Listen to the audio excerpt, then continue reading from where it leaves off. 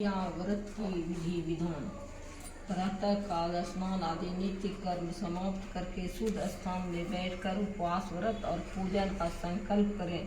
सोने के या चांदी के या तांबे के या कपास के सूत में 16 गांठ लगाकर जीवित पुत्रिका को रखे। उसी के पास कुशा का जीमूत वाहन नाम के राजा की आकृति बनाकर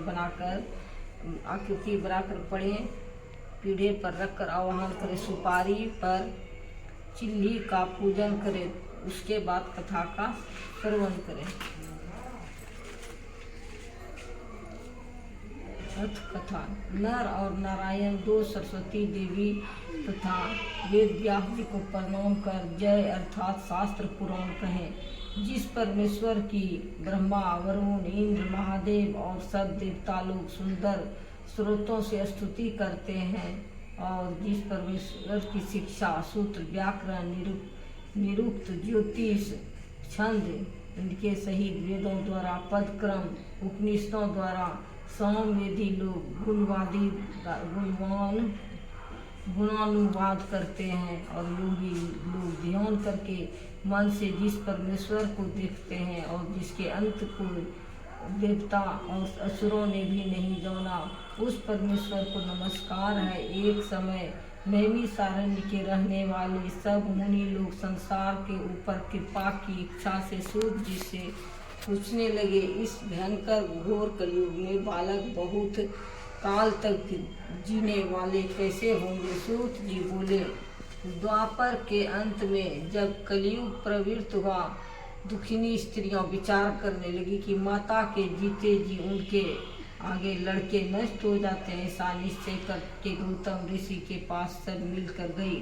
सुखपूर्वक महात्मा जी गौतम एकांत में बैठे थे। उनके आगे स्त्रियां नम्रता पूर्वक खड़ी होकर कहने लगी, इस भयंकर समय में किस व्रत से या तप से हम लोगों के लड़के जीवित रहेंगे?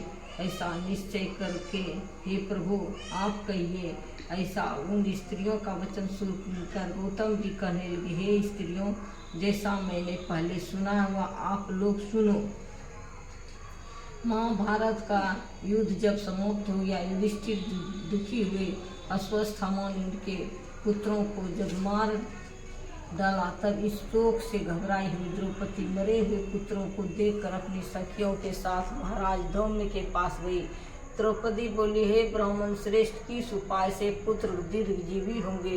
हे प्रसन्नता पूर्वक निश्चय करके कहिए। तब धौम्य जी बोले, पहले सतयुग में सत्य वचन बोलने वाला, सच्चाई रखने वाले, सबको समान दृष्टि से देखने वाले, दया से युक्त जीमूत वाहन नाम के राजा हुए। वह किसी समय अपने ससुराल में जाकर अपनी स्त्री के साथ रहने लगे।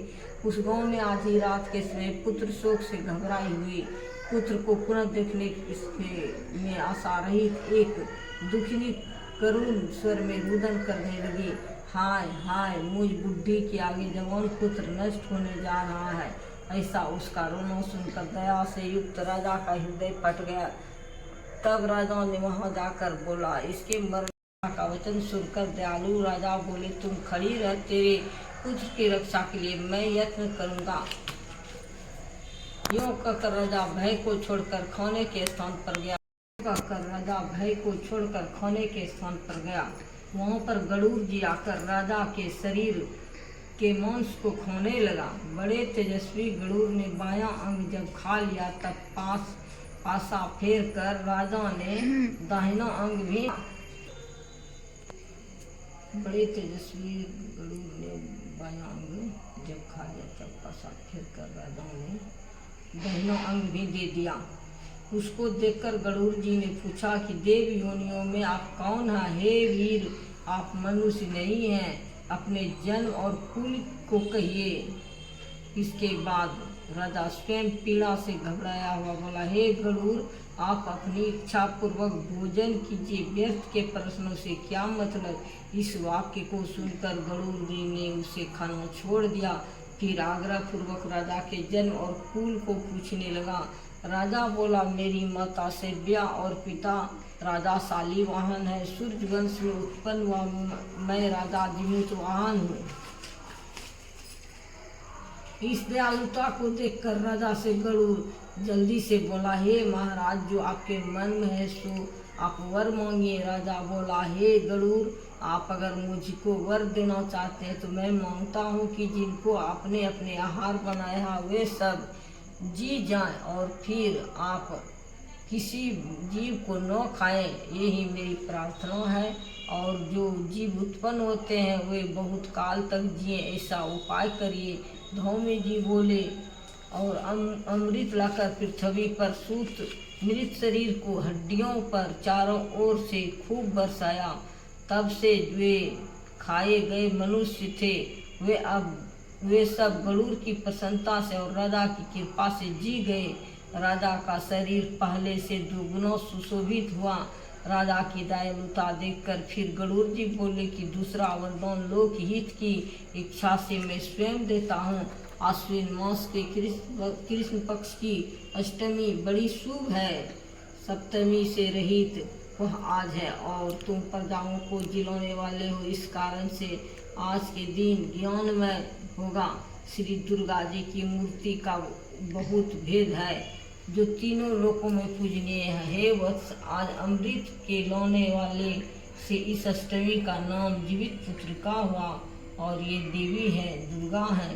इस अष्टमी तिथि में जो स्त्रियां जीवित पुत्रिका का पूजन करेंगी और कुशा से तुम्हारा रूप बनाकर श्रद्धा और भक्ति से पूजन करेंगी, उनके सौभाग्य की वृद्धि और वंश की वृद्धि निरंतर होगी। हे महाराज, इसमें कोई संशय नहीं है। सप्तमी से रहित जो अष्टमी है उसमें उपवास करें, उसे जिससे सूर्य नारायण उदय हो, वही अष्टमी और पारण नवमी के दिन करें।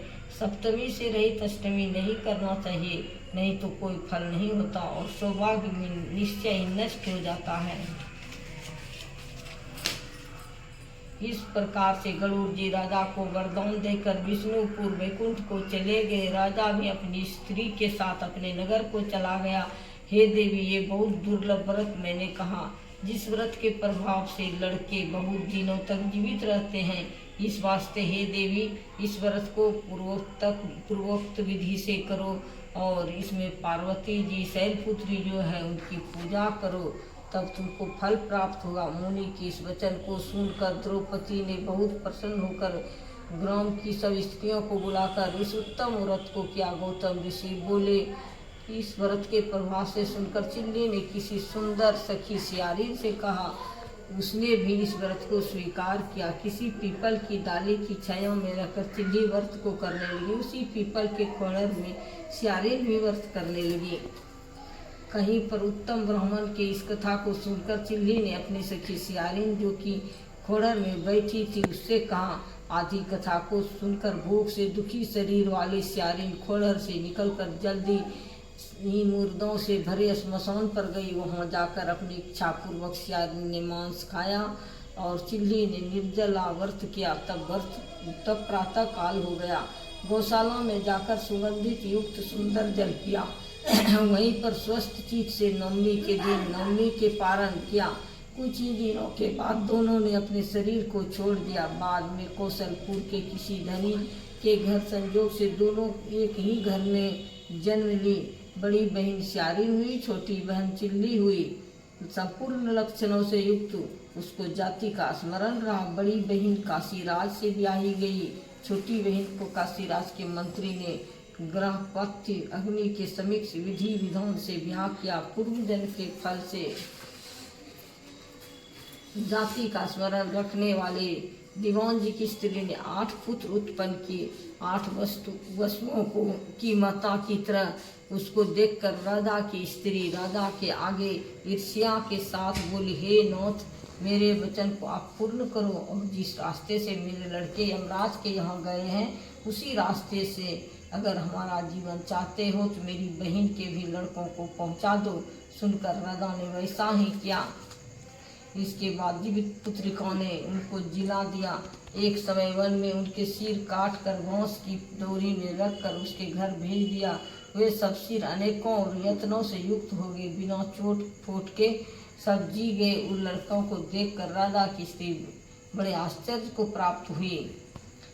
आकर के अपनी बहन से पूछने लगी कि तुमने कौन सा व्रत किया जिससे तुम्हारे लड़के बार बार मारे जाने पर भी जीवित हो जाते हैं? दीवान जी की स्त्री बोली, पूर्व जन्म में चिल्ली रही तो सियारिन रही, जीवित पुत्रिका के व्रत को करती हुई तूने अच्छी तरह व्रत का पालन नहीं किया।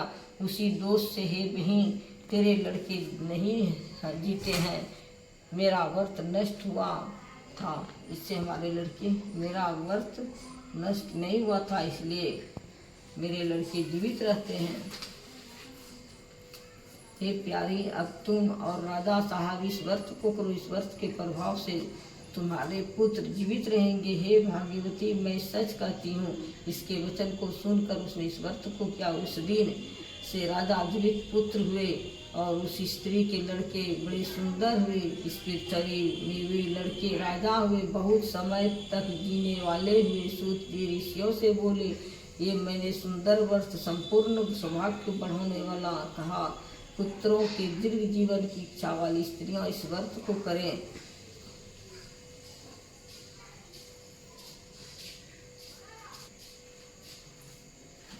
जीवित पुत्रिका की जय, जीवित वाहन की जय।